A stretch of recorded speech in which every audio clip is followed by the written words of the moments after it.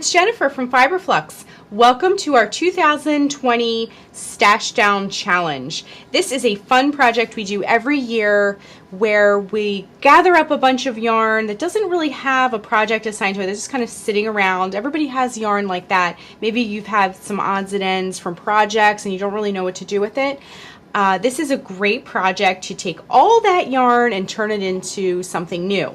So we are going to be making a blanket once again. We're going to do in the spirit of kind of keeping things simple this year. We've kind of simplified our temperature cowl and our charity cowl. We're going to make a simple granny square. We did that for our very first one. We're going to go back to that this year. We're going to start in the middle and it radiates outward so that you can just keep adding to it and adding to it as long as you want until it's as big as you want. So it's very kind of a low stress, easy project you can work on here and there throughout the year.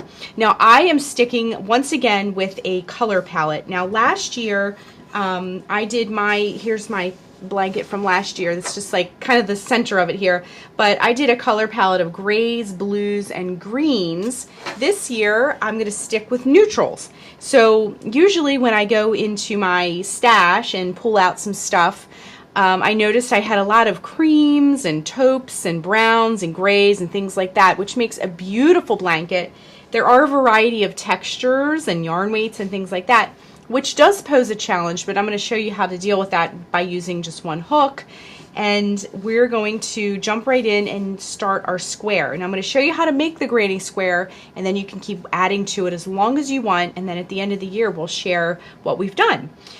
So to begin, you're going to need a 6.5mm K crochet hook, a tapestry needle, and a pair of scissors. Now I chose this hook based on the yarn that I have. Now if you have just a big pile of sock yarn, obviously you'll want to use a smaller hook. A lot of my yarn was a variety of weights. I have some here that's pretty chunky, and I have some thinner strands here, but what I do is you'll take two of the same color or similar color. These are some browns. And I held them together to make a little bit thicker of a strand. You can hold three strands together if your yarn is very thin as well. But the K hook is kind of going to be my all-purpose hook for this project. Some of this stuff is a little heavier, as you can see. Some of it is more textured. I have some with metallic thread. This is one of those things where maybe you bought a bunch of yarn on sale and it's just kind of sitting around. Sometimes yarn gets discontinued, etc. So I grabbed a whole bunch of this, and I have to say, admittedly, I have a whole nother bin of neutral color yarn in a bin off camera also that I will be incorporating. So you're basically just going to make a square and keep adding onto it until you've used up all of your yarn. So let's get started on the tutorial part, and then you'll be off and running for the rest of the year, and we'll do different updates. As I do my monthly updates, I'll share my progress as well. So let's get started. So I narrowed it down to just a few balls of yarn to get us started. I'm going to start with this metallic. It's fun yarn and you can see it easily. Some of these neutrals are harder to see. But let's get started with this color. And what you can do also is to incorporate it with another strand if you want to thicken things up. So let's zoom in. We're going to do a couple different scenarios. We're going to, when you do a granny square and you stick with one color for a couple of rounds, you have to slip stitch over to the correct area. So I'm going to show you that scenario, and I'm also going to show you when you switch colors from round to round as well, when you need to cut the yarn and tie the new yarn on. So we're going to start with the first couple of rounds with this metallic gray here. So what we want to do is, let me just get my yarn situated here and zoom in so you can see. What we're going to do is put a slip knot on our hook to begin. So wrap the yarn around your fingers to make a loop, bring the yarn behind the loop, reach in with that hook, bring up a loop, and tighten. The next thing we're going to do is chain 4. So wrap the yarn around the hook and bring it through the loop. That's 1, 2, 3, and 4. And then what we're going to do is join in the chain farthest from our hook to create a ring. Let me just zoom in a little bit more. So insert the hook into that chain farthest from your hook, bring up a loop. Now bring that loop through the loop already on your hook, and now we have the ring that we'll be working into. I know some of you ask about the magic ring, and you can definitely do that instead if you prefer. So we're going to hold this tail along the edge as we work, and then what we're going to do is chain 3. So 1, 2, 3. Now we're going to work 2 double crochets into the center of the ring. So wrap yarn around hook, insert the hook into the center of the ring, bring up a loop, wrap yarn around hook, bring it through the first 2 loops, wrap yarn around hook, bring it through the last 2 loops. Then we're going to work another double crochet into the center of the ring. And then we're going to chain 1. Then we're going to work 3 double crochets into the center of the ring. 1, 2, and 3. I'm still holding that tail along the edge as I work to weave it in as I go. And you can slide things around if need be. Chain 1, then we're going to work 3 more double crochets into the center of the ring. So 1, 2, 3. Then our last group, we're making groups of these double crochets. So chain 1 and work 3 more double crochets into the center of the ring. So 1, 2, and 3, then chain 1, and then we're going to join with a slip stitch. Remember that chain 3 at the beginning? That third chain up, 1, 2, 3, join with a slip stitch. Insert the hook into the chain, bring up a loop. Now bring that loop through the loop already on your hook. So what we're going to have is this, will look like a little plus sign to begin, okay? And then this tail, what we can do is pull that tight. Remember that tail we wove in as we went along? Pull that nice and tight, and then you can trim, and then that way that tail won't be in your way. Now I would recommend, because of the amount of different yarns that you're going to use, to try to weave in the ends as you go along like we did here. So let's stick with this color and this yarn for the next round, so I can show you how to stick with the same color, and then the round after that we'll switch off and do a new color. Okay, so we have our little group of 3 here. So what we're going to do is slip stitch over to the first corner space. Remember that chain 1 we did? Those are going to create our corners. So slip stitch over to that first corner space, and then what you're going to do is chain 3, 1, 2, 3, and then we're going to create our first corner. We're going to do 2 double crochet. That chain 3 counts as one of our double crochets, so that will give us a group of 3. So 2 double crochets, and then chain 1, and then 3 double crochet. So 1, get some more yarn here. That was 1, and then 2, and then 3. Just like that. Chain 1, skip the next 3 double crochets, that group, and go over to that next chain 1 space. And then what we're going to do is 3 double crochet, 1, 2, 3, chain 1, and then 3 more double crochet. 1, 2, and 3. So now we have our first 2 corners of our square. It's starting to look more square. Then chain 1, skip that next group, go to that chain 1 space, and work 3 double crochet. 1, 2, 3, chain 1, 3 more double crochet all in that same space. 1,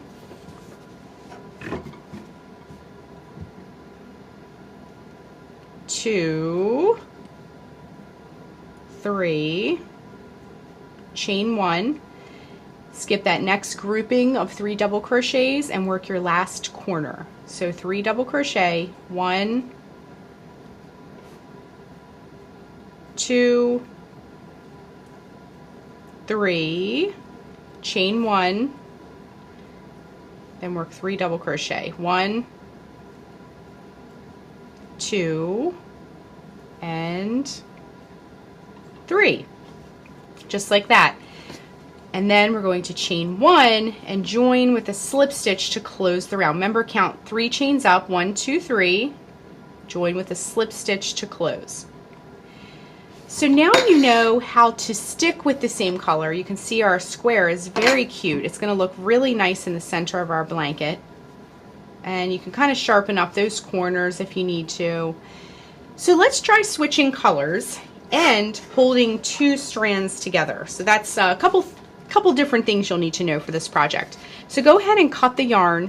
And again, we're going to weave those ends in as we go along to try to minimize the ends as much as possible. So I cut the yarn, and we're just going to wrap the yarn around the hook and pull that tail through, and then we'll have a tail. So for this, now we're using that K hook, which is a little bit bigger. And so what I want to do for the next round is show you how to hold 2 strands together. It's super easy. You just pretend like it's 1 strand. And we have this variegated yarn cake here, and we have this neutral color here. I'm going to hold these together, and that'll create a little bit chunkier of a strand for us. And then what we're going to do is grab our square. Now I like to back up, you're going to tie it into a corner space, but I like to back up away from the last tail that we did, just because if you have a lot of different tails, now I have 2 here and 1 here, it might contribute to some bulk. So we want to kind of minimize the bulk as well. So I like to just back up a few. It doesn't matter what corner that you tie it into, so that works out nice. So I chose a corner kind of opposite of the last tail. Insert the hook into that corner space, and we're going to hook our new yarn right on and bring it through. And then what we're going to do is just tie it right on, okay? And again, we're holding 2 strands of this. You don't have to. If you have chunkier yarn, you can just kind of hang on to it. All right, so what we're going to do now is in that same corner space, now let me zoom in so you can see what I'm doing here. In that same corner space, we're going to reinsert the hook, bring up a loop, and chain 3. 1, 2, 3. So far we've learned how to do the corners, but for this next round we're going to do corners and sides, okay? So we did a chain 3, then we're going to, in that same corner space, work 2 double crochets. So double crochet, double crochet, then we're going to chain 1, and then work 3 double crochets all in the same space. So 1, 2, and 3. Now just take your time when holding 2 strands together, because sometimes your hook can sort of like go in between them, and it can get a little bit confusing. So that's our first corner. Now what we're going to do is turn. We're going to chain 1, and we're going to turn. Now we have a side, and I incorporated my ends in so I can sort of drop those off now. But we're going to work a side. Now our sides are a little bit different than our corners, and they're only a group of 3 double crochets. So work 3 double crochets into that side space. 1, 2, 3, just like that. We get a little bit more yarn here. Then we're going to chain 1. Then we're into the next corner. So our corners are going to be 3 double crochet. 1, 2, 3, chain 1, and 3 double crochet all in that same space. So 1, 2, and 3. Now we're into a side again, so chain 1, and we're also have approached our tail from the last round. So work 3 double crochets in that side. 1, 2, 3, chain 1, hold that tail along the edge, and work your next corner. So once again, we're going to work 3 double crochet. 1, 2, 3, chain 1, And I really love these colors. They're so just soothing and nice and neutral. And then we're going to do 3 more double crochets in that same corner space. So, wait, I dropped my stitch. Happens sometimes, totally fine. Still holding that tail along the edge. So that was 1, 2, there's a lot of strands here, and 3. Okay, then we're going to chain 1, and then we're at a side again. So 3 double crochet, 1, 2, 3, chain 1, and here is our last corner. Let me just grab a little bit more yarn for us here. We can drop that tail. I feel like it's been woven insufficiently. Work that next corner. So 3 double crochet, 1, 2, whoops, I picked my yarn a little bit. Okay, so 3 double crochet, chain 1, 3 double crochet, 1, 2, and 3. All right, we're in the home stretch. So chain 1, continue around, and in that side space, work 3 double crochet. 1, 2, 3, chain 1, and then we're going to join to close with a slip stitch. 1, 2, 3. So that is really all you need to know to make your entire blanket. Now what you can do is stick with the same colors, you can switch off, you could do different yarn per round, or you can just continue with the round until you run out of yarn. You could also, in the middle of the round, tie the yarn on. You would just have a little bit more ends to deal with. But that's all you need to do for your blanket. So just keep repeating that round. And I did want to mention as a side note, for the next couple of rounds that you do, when you keep going with your square, you're going to have this, the corners will always be worked the same, but each round will add a side. So this round we just completed, we did corner, side, corner. But as you can see for the next round, we would do corner, side, side, corner. And the round after that would be corner, side, side, side, corner. So you're going to add an extra side to each round as you continue. So just keep going with your square, adding more yarn, gathering it from your stash, and you may even throughout the year have more yarn to add to your pile of stash down yarn. So I can't wait to see the progress on your blankets. As always, with all of our crochet alongs and challenges, be sure to use the hashtag FiberFluxCal. And we have a Ravelry group and we have a Facebook. So hop on over there. It's a great place for makers. You can share work. You can ask people's opinions. Some people ask about colors. You can show off your work and things like that. So it's a great place to kind of hang out if you're doing some of these crochet alongs. So that is the Stash Down Cal for 2020. Thanks so much for watching, and be sure and click the subscribe button to get all the latest Fiber Flux video updates. Thanks again!